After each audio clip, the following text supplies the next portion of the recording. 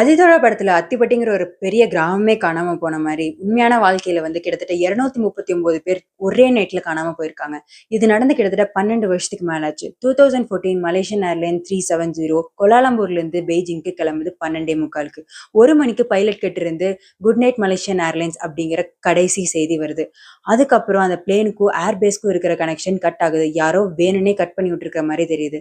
Military satellite வச்சு பார்க்கும்போது அந்த பிளேன் பெய்ஜிங்க்கு போகாம திரும்பி யூ டர்ன் எடுத்து இந்தியன் ஓஷன் மேலேயே பறந்துட்டு இருந்திருக்கு.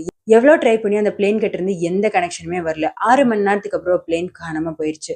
தேடும் பணி ஆரம்பிக்கிறாங்க. தேடுறாங்க. காசு அவ்வளோ செலவு பண்றாங்க. டெக்னாலஜி யூஸ் பண்றாங்க. ஆனா எல்லாமே வேஸ்ட். ஒரு வருஷத்துக்கு அப்புறம் அந்த பிளேனோட சின்ன சின்ன பார்ட்ஸ் வந்து அங்கங்க இருக்கிற இந்தியன் ஐலாண்ட்ஸ்ல கரை ஒதுங்குது. ஆனா பிளாக் பாக்ஸோ வாய்ஸ் ரெக்கார்டரோ கிடைக்கவே இல்லை. சில பேர் வந்து பிளேனை ஓட்டின பைலட் சூசைட் பண்ணிக்கிட்டாருன்னு சொல்றாங்க. பல பேர் வந்து யுஎஸ் கவர்மெண்ட் வந்து தெரியாம அந்த பிளேனை சுற்றுச்சுன்னு சொல்றாங்க. இன்னும் சில பேர் வந்து ஹைஜாக் ஆயிடுச்சு பிளேனு, ஆனா என்ன பண்றதுன்னு தெரியாம கடைசியில் இந்தியன் ஓஷன்ல வந்து மூழ்கிருச்சு அப்படின்னு சொல்றாங்க. ஆனா எந்த கான்கிரீட்டான எவிடன்ஸும் இது வரைக்கும் கிடைக்கல. இன்ன வரைக்கும் அந்த 239 பேசஞ்சர்ஸ்க்கு அன்னைக்கு நைட்டு என்ன நடந்ததுன்னு யாருக்குமே தெரியாது. எவ்வளோ டெக்னாலஜி வளர்ந்தாலும் சில மர்மங்கள் இன்னும் வரைக்கும் மர்மங்களாவே தான் இருக்கு ஃப்ரெண்ட்ஸ்.